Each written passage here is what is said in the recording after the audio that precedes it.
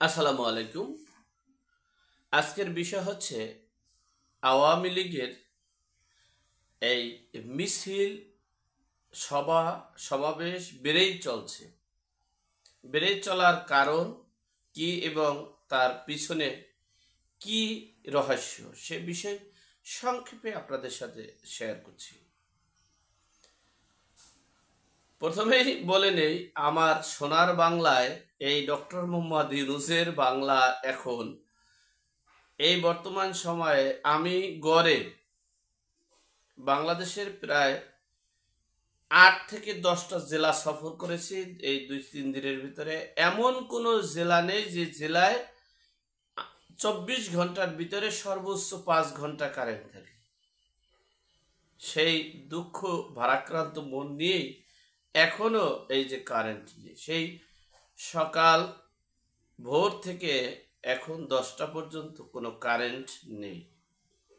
এই হলো ডক্টর মোহাম্মদ ইউনূসের সুন্দর স্বপ্নের বাংলা, নতুন বাংলা, স্বাধীন, দ্বিতীয় স্বাধীন নতুন বাংলা।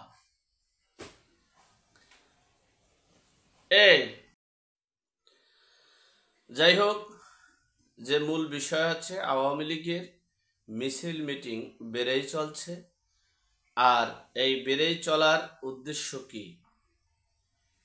দেখেন, বিশ্বের সকল রাষ্ট্র যেখানে গণতন্ত্র আছে, যে রাষ্ট্রে জনগণের ভোটের মাধ্যমে জনপ্রতিনিধিত্ব তৈরি হয় এবং সংসদ অধিবেশন তৈরি হয় এবং রাষ্ট্র পরিচালনা করে জনগণের প্রত্যক্ষ ভোটের মাধ্যমে নির্বাচিত জনপ্রতিনিধিরা, সেখানে প্রত্যেকটা নাগরিকের মৌলিক অধিকার, অন্ন বস্ত্র বাসস্থান সহ তার বাক স্বাধীনতা, রাজনৈতিক স্বাধীনতা, সভা সমাবেশ করার স্বাধীনতা আছে। কিন্তু দুঃখের বিষয়, আমরা গত 15 বছর শুনেছি ফেসিবাদী আওয়ামী লীগ। সেই আওয়ামী লীগের আমলে কি হয়েছে আমরা শুনতে পেরেছি প্রতিপক্ষ, এবং আমরা দেখতে পেরেছি, আমরা শুনেছি যে বিনা কারণে মামলা এখন তার চেয়ে হাজারো গুণ বেশি, বিনা কারণে হয়রানি এখন তার চেয়ে হাজারো গুণে বেশি, বিনা কারণে লুটপাট, নৈরাজ্য, চাঁদাবাজি এখন তার চেয়ে হাজারো গুণ বেশি। কি হচ্ছে না এই ডক্টর মোহাম্মদ ইউনূসের শাসনামলে? বিশ্বের সকল রাষ্ট্রগুলো বলছে আওয়ামী লীগ এই দেশটা তৈরি করার কারিগর। সুতরাং আওয়ামী লীগের ভিতরে অপরাধী থাকতে পারে, সে অপরাধীর প্রত্যক্ষ অপরাধী যারা, পরোক্ষ নয়। আপনি আমার অপরাধকে যদি আমার বাবাকে শনাক্ত করে, যদি আমার বাবা, আমি অপরাধী এই জন্য আমার বাবা তো বাবার সন্তান, আমি এই জন্য বাবার ফাঁসি হবে, সেইটা চিন্তা করে যদি বিচার করতে যান, তাহলে মনে রাখবেন আপনার, আমার, আরো 10 জনের যে কি অবস্থা হবে। সুতরাং আমি গত 15 বছরেও বলেছি যে প্রত্যক্ষ যারা অপরাধের সাথে সরাসরি সম্পৃক্ত, তাদেরকে শনাক্ত করে আইনের আওতায় আনতে হবে এবং তাদেরকে বিচার করতে হবে, তারা যেন জনগণের সাথে প্রতারণা করতে না পারে। কিন্তু সেটা না করে যারা অপরাধী তাদের কাছ থেকে অর্থ অনুদান নিয়ে আপনারা ইফতার পার্টি করেন, আপনারা সভা করেন, সমাবেশ করেন, বাড়ি করেন, গাড়ি করেন, লুটপাট করেন, নৈরাজ্য করেন। আর অপরদিকে আওয়ামী লীগের ট্যাগ দিয়ে, ছাত্রলীগের ট্যাগ দিয়ে, ভারতের দালাল ট্যাগ দিয়ে এমন কোনো নির্যাতন নিপীড়ন নাই যেটা আপনারা এই অন্তর্বর্তীকালীন সরকার করছে না। অন্তর্বর্তীকালীন সরকারের উদ্দেশ্য কি?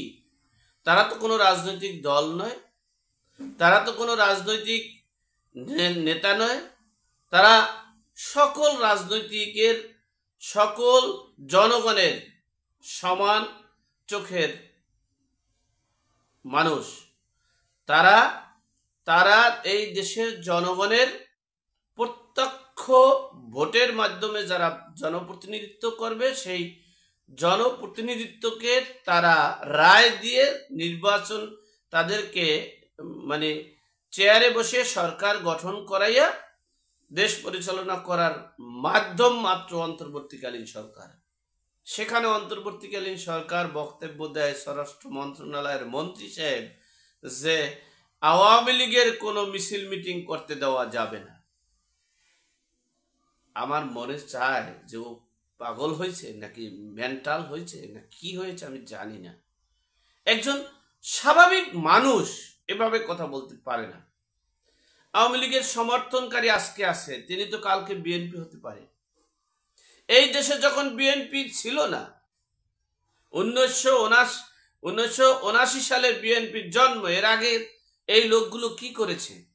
হয় আওয়ামী লীগ করেছে, নাহলে জাতীয় পার্টি করেছে, যা সব করেছে তো। তাহলে তারা যদি আওয়ামী লীগ এই লোকগুলো দিয়ে যদি বিএনপি করতে পারে, তাহলে বিএনপি আওয়ামী লীগের এখন যারা আছে সে আওয়ামী লীগের চেয়ে যদি আপনারা ভালো দল করেন, তাহলে তো আপনাদের দলেই চলে যাবে। সুতরাং আপনারা কেন দেশে এত নৈরাজ্য সৃষ্টি করছেন? তাহলে বোঝা গেল আপনারা এই দেশটাকে ধ্বংস করার জন্য, দেশটাকে তলাবিহীন ঝুরি করার জন্য, দেশটাকে একবারে দেউলিয়া করার জন্যই পায়তারা চালাচ্ছেন আপনারা।